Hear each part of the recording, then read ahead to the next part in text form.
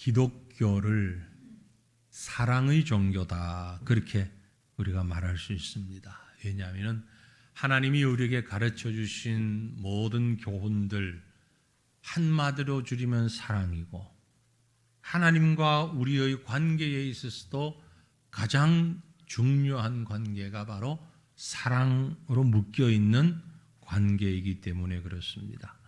하나님을 믿는 성도와 성도 간에도 사랑으로 묶여질 때에 가장 그것이 바람직하고 말씀에 어긋나지 않은, 말씀에 꼭 맞는 모습이기 때문에 그렇습니다.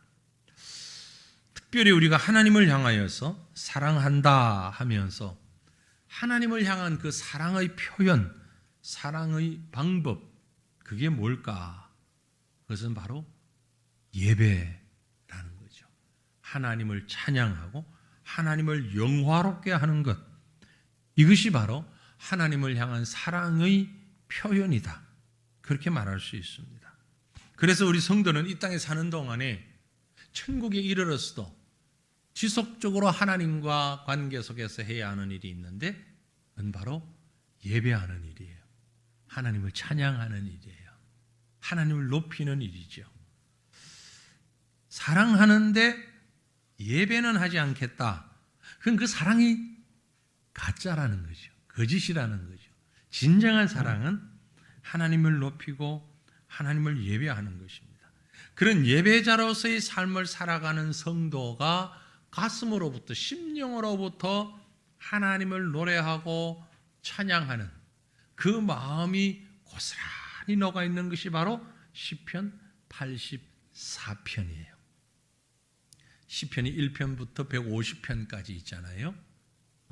긴 것도 있고 짧은 것도 있고 이렇게 있는데, 유명한 영국의 설교자였던 스폴전 목사님은 시편 84편을 150편 가운데 가장 아름다운 시다, 그렇게 얘기를 했어요. 물론 개인이 보는 기준에 따라 다르기도 하겠고, 시대적으로 또 다를 수도 있겠고, 여러분도 아마 다를 수도 있겠고, 한국인들에게는 가장 많이 알려져 있는 게 시편 1편과 23편, 150편, 100편 뭐 이런 것들이 많이 알려져 있을 텐데, 또 암송도 하고, 스폴전 목사님은 개인적으로 84편이, 시편 84편이 가장 아름다운 시다, 그렇게 고백했던 것을 볼 수 있습니다. 왜 그렇게 말했는가 하니까, 성도가 하나님을 사랑하면서 하나님을 예배하면서 예배를 사모하는 그 마음이 그 속에 그대로 녹아있기 때문이다라는 거죠. 우리는 지금 이 시대를 살아가는 우리는 매주일 교회 모일 수 있고 예배 드릴 수 있죠. 하지만 구약의 성도들은 성전이 가까이 있지는 못했잖아요. 구약의 성도들은 이제 제사를 드렸고, 제사 과정 속에 예배가 같이 녹아져 있는데 매주 드릴 수가 없는 거예요. 그래서 시편 84편은 더 간절한 성도의 마음이 있는 거죠. 1년에 3번 딱 정해진 절기가 있잖아요. 유월절, 오순절, 초막절. 이때는 무조건 가는 거예요. 무조건 가서 예배를 드리는데, 그 이외의 날은 안식일이라 할지라도 성전에 가지를 못하고 성막에 가지를 못하고 자기 있는 곳에서 예배를 할 수밖에 없는 그런 형편에 있었단 말이죠. 그래서 특별히 84편은 더 간절한 마음이 녹아져 있다, 그렇게 보는 겁니다. 후대에 갈수록 이제 조금 예배 드릴 수 있는 환경이 많아지면서 이 84편은 여행자의 찬양이다. 자기가 있는 곳에서는 하나님을 예배할 수 있는 곳이 있는데 가까이에 여행을 하게 되면 잘 없잖아요. 그래서 여행자의 찬양이다, 그렇게 이야기하기도 했습니다. 자, 이제 지금 84편을 좀 볼 텐데요. 이 시편 84편을 소개하는 표제의 글에 뭐라고 되어 있는가 하니, 고라 자손의 시, 인도자를 따라 깃딧에 맞춘 노래라고 되어 있습니다. 깃딧은 이제 앞에서도 나왔습니다. 인도자를 따라 어떤 악기, 혹은 어떤 음악 형식에 맞추어서 불렀다. 그런 찬양이다라는 얘기인데, 고라자손의 시, 좀 생소하죠? 고라자손. 이 시인의 저자가 고라자손이다 이 말이죠. 고라가 누굽니까? 혹시 아세요? 고라는 모세 시대에 살았던 사람이고, 좀 더 가까이 가보면 모세의 사촌이에요. 사촌 형제가 아니에요. 모세와는. 사촌 형제인데 이제 광야를 거쳐서 가나안에 들어가게 되잖아요. 광야 생활을 하면서 하나님께서 모세 시대에 처음으로 허락하신 게 있습니다. 제사장이죠. 그래서 첫 제사장이 모세의 형인 아론이 첫 제사장이 됐잖아요. 그리고 아론의 자녀들이 제사를 지내는 제사장의 직무를 이어갔단 말이에요. 근데 고라는 마음에 좀 불만이 있었던 거예요. 사촌이라 하니까 지금 우리가 생각하는 사촌과는 좀 거리가 오면 아주 가까운 형제나 마찬가지란 말이에요. 그 당시에 같은 형제가 아닌데 왜 아론만 제사장이 되고 나는 제사장이 안 되냐? 아론의 아들들만 제사장이 되고 우리 아이들은 제사장이 안 되냐? 여기에 대한 불만이 있었던 거죠. 불만이 있으면 옆에 꼭 그 불만을 부추기면서 반역을 하게 하는 사람들이 따르기 마련입니다. 사탄이 잘 알잖아요. 그런 불만의 마음을. 그러니까 여러분 함부로 불만에 섞인 마음을 갖지 마세요. 그걸 가지게 되면 이제 이렇게 불만 있는 게 아니고 장작이 돼요. 자꾸 붙여서 화재가 나요. 그러니까 조그마한 불만이 불씨가 되는데 고라가 바로 그랬어요. 그래서 주변에 있는 사람들과 함께 모세에게 반역을 일으키는 거예요. 요즘 말로 하면 혁명, 성공하면 혁명인데 성공 못했으니까 쿠데타죠. 반역을 일으킨 거예요. 하나님께서 그것을 용납하지 않습니다. 그래서 고라와 동참했던 사람들을 다 죽게 만들어요. 성경에 보면 민수기 16장에 나오는데요. 땅이 입을 벌려 삼킨 바 되었고, 땅이 입을 벌렸다. 요즘으로 말하면 지진이겠죠. 그 자녀들이, 그 일당들이, 동참했던 사람들이 있는 곳에 지진이 일어나서 죽고, 살아남은 자도 불에 타 죽고, 그러다가 고라의 세 아들이 살아남습니다. 이 세 아들이 이제 모세에게 와서 잘못했다고, 용서해달라고, 하나님께 우리를 용서해달라고 그렇게 빌면서 이제 그들이 성전의 일을 맡은 자가 됩니다. 찬송하는 일, 빵 굽는 일, 문지기 같은 일. 그래서 이 고라 자손이 많이는 없지만 많이 죽고 일부 살아남은 그 세 아들을 통해서 이제 내려온 후손들이 있잖아요. 그 후손들이 주로 그 조상 때에 따라서 성전에서 이런저런 일을 하는 직위에 남아있는 겁니다. 그래서 고라 자손이 했던 일 가운데 큰 것이 찬양하는 일이에요. 이 고라 자손, 바로 이 시편 84편을 지은 시인이 그 중의 한 사람일 것이다. 그래서 어떤 사람은 찬양하는 일, 어떤 사람은 문지기 일, 어떤 사람은 그 안에서 허드렛 일, 청소하는 일, 제사장으로서 제사 드리는 것 말고 다른 일들을 감당하는 게 주로 고라 자손의 후손들이 했어요. 그런데 그 중에서 전부 다 그 안에 있을 수는 없잖아요. 다 성전 안에서만 있을 수는 없잖아요. 제한적이니까. 이제 이리저리 흩어지면서 또 멀어지면서 흩어지면서 여러 곳에 살게 되죠.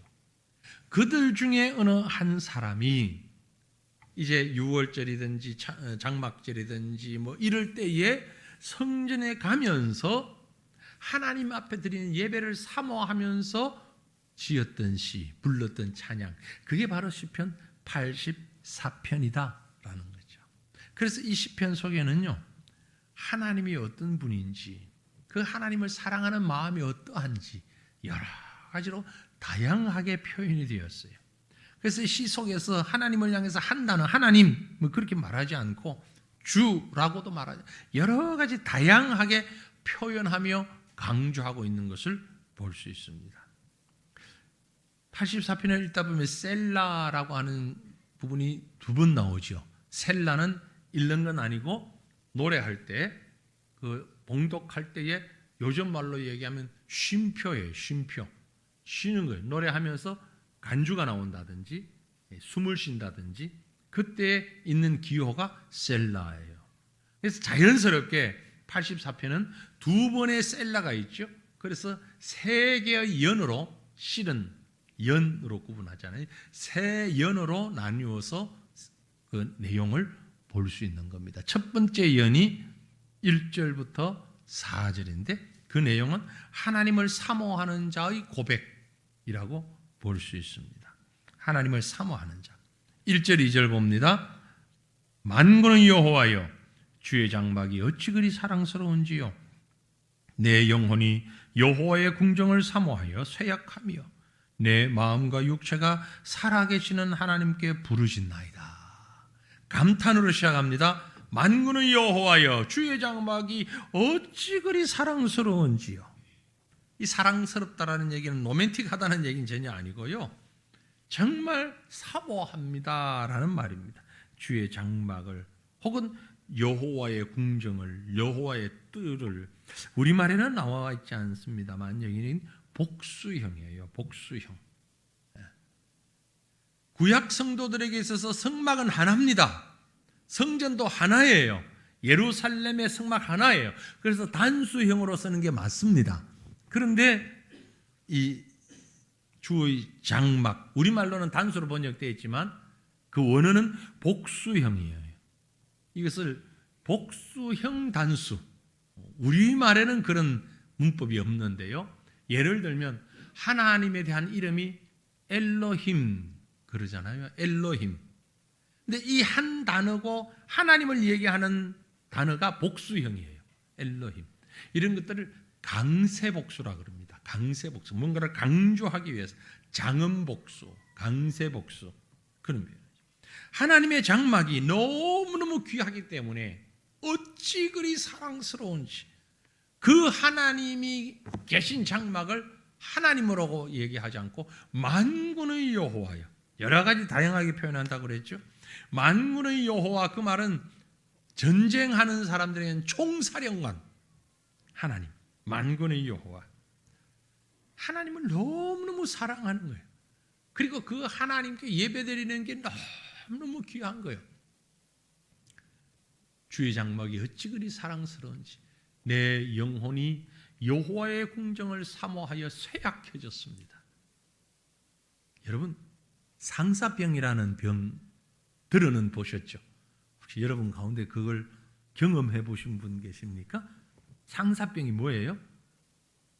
누군가를 너무 좋아해가지고 사랑해가지고 소가리를 하는데 이게 실제 병이 되는 거예요. 예. 우리나라 사람들이 가지고 있는 화병하고는 좀 반대죠. 예. 우리는 이 심리적인 것도 병으로 많이 표현을 했는데 화병은 화가 나서 나는 병이고 상사병은 사랑이 많아서 나는 병. 그런데 이 상사병이 얼마나 심했는지 쇠약해졌다. 이 쇠약해졌다라는 말의 표현은요, 풀이 말라버리는 것 같이 바스락거리는 것처럼 돼버렸다 이 말이에요. 그 원의 뜻이 내가 여호와 앞에 예배드리는 게 얼마나 귀한지 그 예배를 사모하다가 내 마음이 마른 풀이 부서지는 것 같습니다. 그 말이 산문으로 쭉 풀어서 얘기한다면 쇠약해졌습니다. 내 영혼이, 내 마음이, 내 영혼이, 내 마음이, 내 마음과 육체가, 그러니까 영혼뿐만이 아니고 그 영혼의 마음이 육체적인 것까지 영향을 줘가지고 마음이 병들면 몸도 병들잖아요. 그죠? 경험 안 해보셨어요? 많이 해보시잖아요. 마음이 힘들면 몸도 힘들어요. 근데 하나님을 사모하고 그것이 얼마나 귀한지 상사병이 걸리고 나의 모습이 몸과 마음이 다 바스러지는 것 같은 그런 상황입니다. 도대체 그 장막이 뭐길래? 살아계신 하나님의 집이기 때문에. 그래서 내가 하나님께 부르짖습니다. 우리가 잘 압니다. 하나님은 어디에나 계셔요. 그러나 특별히 구약 성도들에게 있어서 성막은 그 어디에나 계신 하나님을 만나는 장소로 인식되었습니다. 이것은 구약이든 신약이든 건물, 그 어떤 물리적인 장소를 얘기하는 것이 아니고 더불어 하나님의 사람들이 모여서 드리는 예배 자체를 의미하고 있는 겁니다. 이런 하나님에 대한 사랑을 3절에 가서 표현하기를 나의 왕, 나의 하나님, 만군의 여호와여, 나의 왕, 나의 하나님. 앞에서는 만군의 여호와로만 나왔다가 나의 왕이란 말, 나의 하나님이라. 그리고 고백합니다. 주의 제단에서 참새도 제집을 얻고 제비도 새끼들 보금자리를 얻었나이다. 나의 왕이며 나 동시에 나의 하나님이신 그 하나님 앞에 기도하는데, 그 앞에 찬양하는데 뭐가 다 부럽냐면 참새가 부러워, 제비도 부러워. 참새도 부럽고 제비도 부럽습니다. 왜 그럴까요? 물리적으로 하나님 더 가까이 있다고 생각하기 때문에, 성전에 가까이 있으니까. 참새는 마음만 먹으면 푸르르 날아가지고 성전 앞에까지 갈 수도 있고 안에도 들어갈 수 있잖아요. 제비도 그렇고 새도, 모든 새들이. 그래서 하나님 제사 드리는, 하나님께 예배하는 자리에 가는 걸 보니까 사람이 아니어도 참새가 된다 할지라도 내가 참 부럽습니다. 거기에 가고 싶습니다. 그만큼 간절한 거예요. 지금 이 표현은요, 짝사랑이라는 걸 해본 사람은 이해를 하죠. 짝사랑이 뭐예요? 받아주지 않는데 혼자 사랑하는 거잖아요. 혼자. 뭐 청소년 때 할 수도 있고. 그때는 상대가 어떻게 하든 상관없어요. 내 혼자 사랑하는 거예요. 지금 이 시인은 물론 짝사랑은 아니지만 하나님을 향한 사랑이 그만큼 지금 간절하다라는 것을 표현하고 있는 거예요. 제사장들이 부럽고, 제사장 아니어도 내가 참새만 되어도 그곳에 들어갈 수 있으니 얼마나 좋은지. 그래서 정말 복된 사람이라고 고백하며 4절에 이렇게 고백합니다. 주의 집에 사는 자들은 참 좋겠네. 정말 좋겠네. 너무너무 좋겠네. 주의 집에 사는 사람들, 복 있는 사람들이네. 그 사람들은 항상 주님 찬송하잖아. 항상 예배하잖아. 어쩌다가 성소에 예배하러 오는 사람들 입장에서 볼 때에 365일 성전에 있으면서 거기서 일을 하든 마당을 쓸든 물을 길든 뭘 하든지 문을 지키든, 야, 성전에 있는 사람 참 복도 많아라. 이건 뭐 무슨 얘기하고 같으냐면요, 이 가운데는 그런 사람이 없을 것 같은데, 우리 좀 젊은 친구들한테, 뭐 연세 드신 분들도 요즘은 그런 사람이 있습니다. 연예인 중에 되게 좋아하는 연예인 혹시 여러분 있어요? 누가 좋아요? 임영웅이? 김호중이는 이제 지났고, 그 친구는 이제 좋아하는 사람도 표 안 낼 테고, 예, 뭐 대단하다면서요. 예, 그런 연예인을요. 이마무개, 임영웅 좋아한다. 좋겠네. 그러면서 너무너무 보고 싶어서, 야, 어느 날 TV에 보니까 그 친구가 집에서 키우는 강아지를 데리고 나와서, 와, 저 강아지는 좋겠네. 맨날 연예인 보고 살잖아. 그 마음이요 지금. 난 그저 콘서트 한번 가려고 그러면 표 사는 것도 그게 여간일이 아니라면서요. 뭐 마음 먹고 돈 있다고 표를 사는 것도 아니고, 손자들한테 손녀들한테 부탁해가지고 표를 사는데, 이게 뭐 땡 하면 막 컴퓨터로 막 들어가야 그 표를 살 수 있대요. 그 여간 어려운 게 아니래. 그럼 표 사는 게. 그 돈을 주고 막 어쩌 해가지고 가서 갔는데, 콘서트장에 갔는데 저 멀리에 개미같이 보이는데 그것도 잘 볼 거라고 만원경 들고 막, 그럴 바에 집에서 TV 보지 뭐하러 그걸 가서 만원경까지 쳐다보고, 야, 너무 좋다고 막 그러면서, 그 집에 강아지를 본 거야. 야, 그 강아지 좋겠네. 매일 연예인하고 밥 먹고 자고 안아주고. 그런 마음이야 지금. 하나님의 전을 얼마나 사모하고 얼마나 좋은지. 야, 참새만 되어도 좋겠다. 내가 제비만 되어도 좋겠다. 문지기로 있는 것만 해도 좋겠다. 문지기가 됐으냐, 청소부가 됐으냐, 하나님의 전에만 있을 수 있다면, 이 마음이에요 지금 1년 1절부터 4절까지의 마음이. 여러분, 여기서 우리 자신을 한번 돌아봅시다. 우리가 그렇게 하나님을 사모하고 있는지, 그 정도로 하나님 사랑하고 계십니까? 지금 우리 하나님이 뭐 예배당에만 계신 건 아니에요. 다 계셔요. 어디에나 계셔요. 맞아요. 그런데 예배가 얼마나 귀하고 얼마나 예배가 소중한지 우리 코로나 때 경험했잖아요. 실제로 우리 권사님들 중에 목사님 교회 가고 싶어서 힘들어 죽겠어. 눈물을 막 교회 가서 예배 드리고 싶어요. 눈물을 막 교회 가고 싶어. 왜 나라에서 교회 가는 걸 막아요? 병 걸릴 때 걸린다 생각하고 싶어. 아니 뚝뚝 떨어져 앉으면 되잖아요. 왜 못 가게 해요? 그랬던 거 우리 다 경험했잖아요. 그죠? 그 사모하는 마음이 지금 이 84편의 기자는, 이 시인은 극도에 있는 거예요. 야, 그 집 강아지는 좋겠다. 그 집 고양이는 너무너무 좋겠네. 그게 어디야? 매일 같이 있는데 하나님하고 같이 있다면 내가 성전에 문지기면 어떻고 참새면 어때? 강아지면 어때?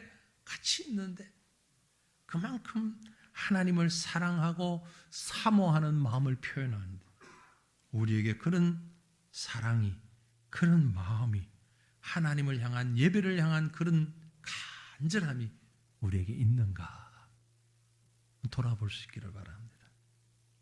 2연으로 넘어가면 5절부터 이제 8절까지는 그렇게 해서 하나님께 나아가는 믿음의 성도에 대해서 기록하고 있어요. 또 다른 복 있는 사람이 있어요. 그 사람이 누구냐? 5절에 주께 힘을 얻고 그 마음에 시온의 대로가 있는 자는 복이 있도다. 앞에 1, 2, 3, 4절은 좀 이상적인, 구약 성도들은 갈 수 없으니까, 성전에 갈 수가 없으니까 그 안에 있는 사람 좋겠다, 참새도 좋겠다, 그래서 현실적이지 못하잖아요. 5절은 좀 더 현실적으로 나갑니다. 주께 힘을 얻고 그 마음에 시온이 들어가 있는 자는 복이 있다. 복 있는 사람, 여기 두 가지를 얘기했잖아요. 두 종류의 복 있는 사람. 첫째 종류는 하나님께, 주님께 힘을 얻는 사람. 주께 힘을 얻는다, 이 말이 무슨 말이냐면 좀 더 이해를 돕기 위해서 시적인 것 말고 이렇게 일반 문장으로 얘기하면 주 안에서 힘을 얻는 사람, 그런 말이에요. 주께 힘을 얻는다. 주 안에서 힘을 얻는 사람. 주님 밖에는 힘을 얻을 데가 없는 거예요. 비록 참새라 제비가 되었다 할지라도 스스로 너무나 연약하잖아요. 스스로 부족하잖아요. 그런데 하나님으로부터 힘을 받는 사람, 정말 복 있는 사람이다. 더 나아가서 그 마음에 시온의 대로가 있는 사람, 마음에 시온의 대로가 있다는 말은요, 시온의 대로는 성막으로 가는 길을 말합니다. 그 마음에 주의 장막으로 가는 사람, 다시 말하면 1년에 3번 혹은 4번 특별한 때에 성막에 가는데 날짜 잡아놓고 여행 계획 세워놓고 가방 싸고 준비하고 그렇게 해서 출발해서 걸어가잖아요. 차 없어요. 그렇죠? 그 길이 얼마나가 됐든 사흘이든 나흘이든 일주일이든 2주일이든 걸어가는 거예요. 힘들고 고생스럽게 가는 여행길이지만 실질적으로 지금 예배를 드리기 위해서 출발해서 가는 그 사람 정말 복되다. 정말 복 있는 사람이다. 실제 움직이고 있으니까, 하나님께 나가고 있으니까, 하나님 앞으로 나가고 있으니까. 여러분, 우리가 하나님을 매일 아무 때나 예배할 수 있다는 것이 얼마나 큰 복인지 이 시편 84편의 시인의 입장에서 보면, 야, 세화천교회 성도들아 복도 많다. 신약의 성도들아 너무너무 복도 많다. 그럴 것 같아. 이 5절 말씀을 좀 더 풀어서 해석을 하는데 6절, 7절, 8절 그들이 눈물 골짜기로 지나갈 때에 그곳에 많은 샘이 있을 것이며 이른 비가 복을 채워주나니. 눈물 골짜기로 지나갈 때에, 눈물 골짜기는 말 그대로 얘기하면 흐느끼며 걸어가는 길, 그런 말입니다. 우리말에 눈물 골짜기 되어 있는데 그 원어에는 박하 골짜기. 근데 실제 박하 골짜기라는 그 지명이 없어요. 그래서 학자들이 연구를 해보니까 이 박하라는 단어가 울음, 흐느낌 그런 말이에요. 울며 가는 골짜기. 다시 말해서 집에서부터 성전까지 가는데 사막이지요. 돌멩이 있지요. 먹을 음식도 부족하지요. 뭐 싸들고 가도 어떻게 변변치 않죠. 밤이 되면 잠자리도 뭐 제대로 된 잠자리가 잘 없지요. 그런 불편함과 어려움이 있어서 눈물 골짜기. 너무너무 힘든 시간들. 우리가 지금 여행하는 것도 뭐 여행 갔다 오면 몸살하는 사람도 있고 힘들고 그런데 자, 이 당시로 생각하면 여행이라고 하는 것이 즐거움만은 아니잖아요. 한번 생각해 보세요. 개나리 보증 같은 걸 메고 일주일이고 2주일이고 한 달이고 이렇게 간다면 그 길이 평탄한 길만은 아니에요. 어찌 보면 사명감 가지고 가야 되는 길이에요. 여러 동물의 위험이 있을 수도 있고 도둑의 위험이 있을 수도 있고 그래서 그 길이 눈물 골짜기예요. 그런데 그 눈물 골짜기로 지나갈 때에 그곳에 많은 샘이 있어서 하나님이 채워주신다면 하나님 앞에 예배하러 가는 길에 하나님이 채워주시는 거예요. 하나님께서 채워주셔요. 얼마나 귀합니까? 얼마나 귀해요. 그래서 이어나오는 말씀이 그래서 그들이 힘을 얻고 더 나아가 시온에서 하나님 앞에 각기 나타나. 야, 드디어 예배하는 데 가잖아. 제사하는 데 가잖아. 만군의 하나님 여호와여 내 기도를 들으소서. 야곱의 하나님이여 귀를 기울이소서. 물론 예배는 예수님께서 사마리아 여인을 만나서 말씀하셨던 것처럼 이 산에서도 말고 예루살렘에서도 말고 너희가 아버지께 예배할 때가 이른다라고 말씀하시면서 장소와 때와 장소가 상관이 없다고 말씀하셨어요. 때와 장소가 상관없다는 것이지 사라졌다는 것은 아니거든요. 이제 어느 곳에서든 예배할 수 있다. 뭐 집에서도 할 수 있고 직장에서도 할 수 있고 예배당에서도 할 수 있고 모든 곳이 하나님을 예배하는 장소. 그 하나님 앞에 예배하는 자리에 나오는 것이 너무너무 귀하고 너무 복되다라는 거죠.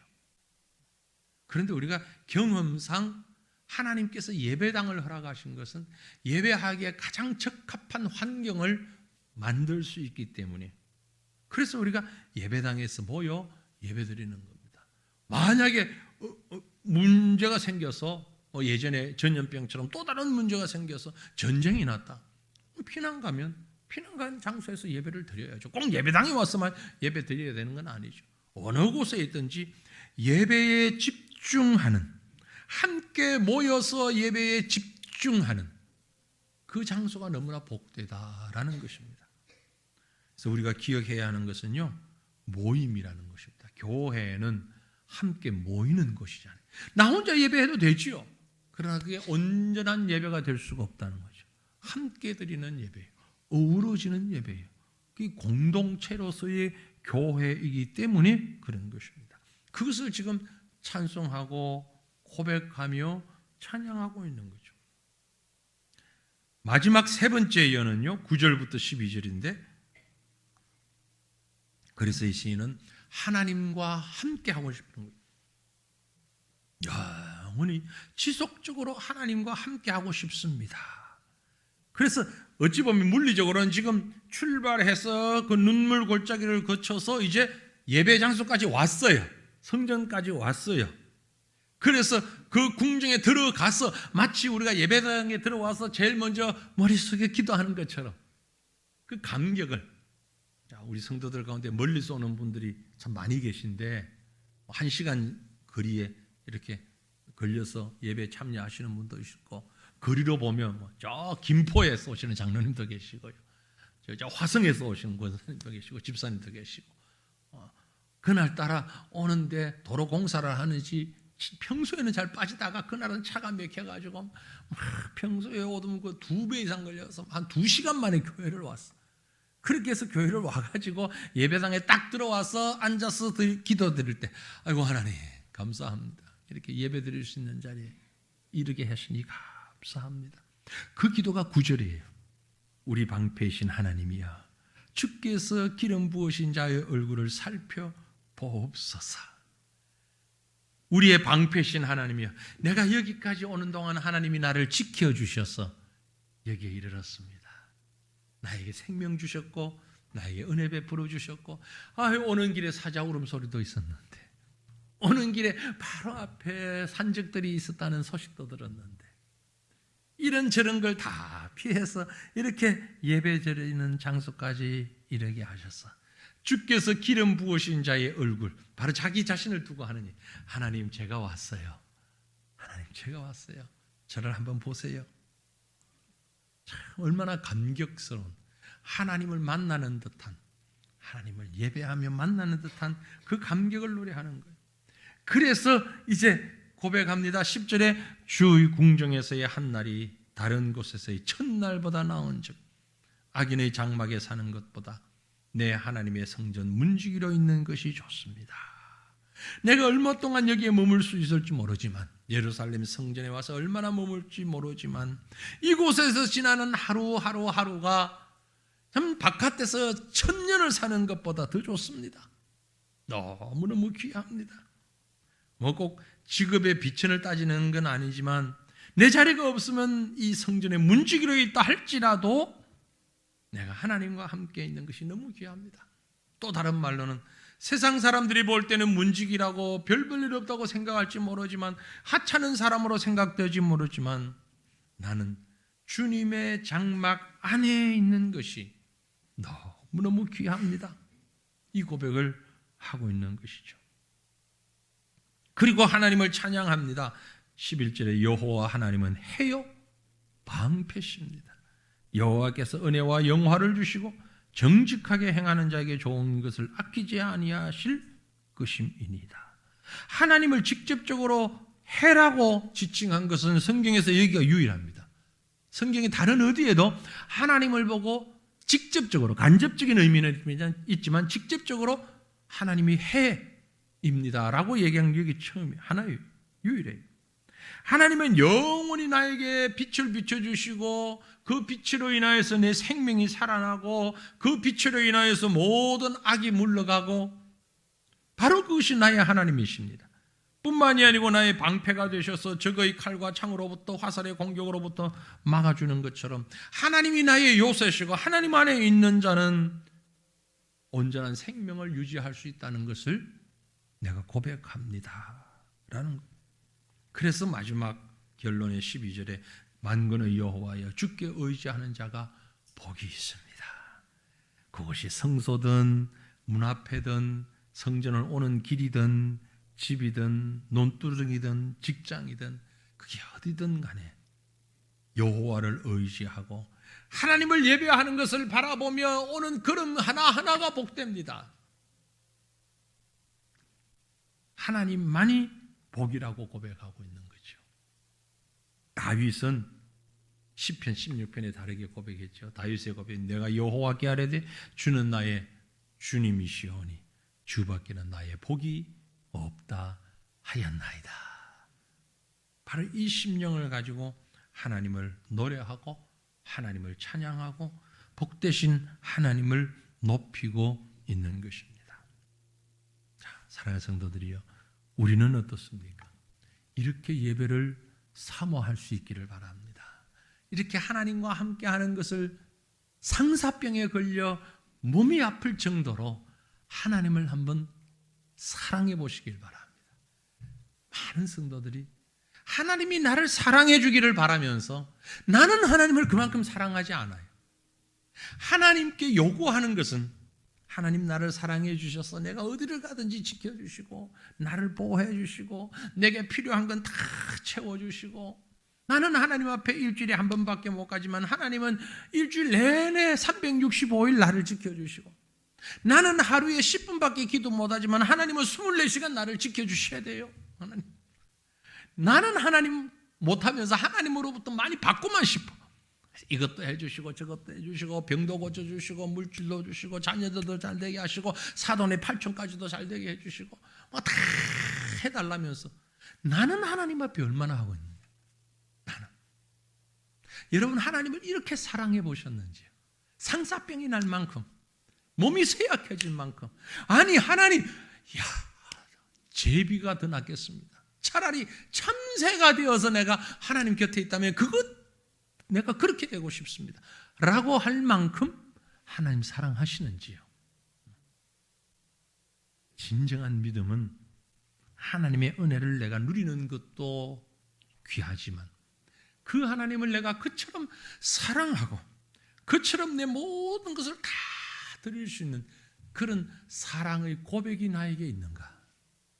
시편 84편을 보면서 우리는 우리 스스로를 이렇게 한번 돌아볼 수 있기를 원합니다. 그리고 그런 간절한 열망과 간절한 사랑의 고백들이 하나님 앞에 드려질 수 있기를, 그렇게 주님 사랑하는 저와 여러분 될 수 있기를 주님의 이름으로 축원합니다.